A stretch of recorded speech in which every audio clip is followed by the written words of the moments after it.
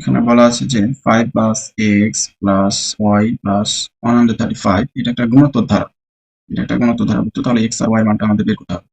তার আগে যেহেতু গুণোত্তর ধারা, তার মানে গুণোত্তর ধারা সাধারণ যে রূপটা আমরা দেখেছিলাম a plus a r plus a r square plus a r to the power 3, তার মানে প্রথম পদ, এখানকার প্রথম পদ অর্থাৎ প্রথম পদ এ সমান আমরা 5 পেয়ে গেছি।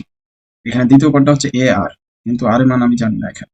আবার তৃতীয় পদটা হচ্ছে এ আর স্কোয়ার, চতুর্থ পদটা হচ্ছে এ আর কিউব। তো চতুর্থ পদটা যেহেতু দেওয়া আছে, তাহলে চতুর্থ পদ এ আর কিউব ইকুয়াল হচ্ছে 135। এটা হচ্ছে আমরা, এটাকে যদি 1 নম্বর দিই, এটাকে যদি 2 নম্বর দিই আমি, এরপরে এখন আমাদেরকে এখান থেকে আর এর মানটা বের করতে হবে। তার মানে 2 নম্বরকে আমরা 1 নম্বর দ্বারা ভাগ করবো। ভাগ করে পাচ্ছি এখানে এ আর কিউব, এখানে পাচ্ছি এ 135/5।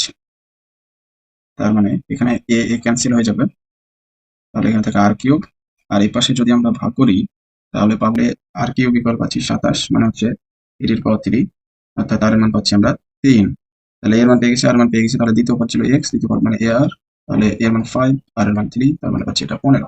আর ওয়াই ছিল তৃতীয় পদ মানে হচ্ছে এ আর স্কোয়ার, তার মানে হচ্ছে 5 ইন্টু 3 স্কোয়ার 5 ইন্টু 9 ইকুয়াল পাচ্ছি আমরা 45।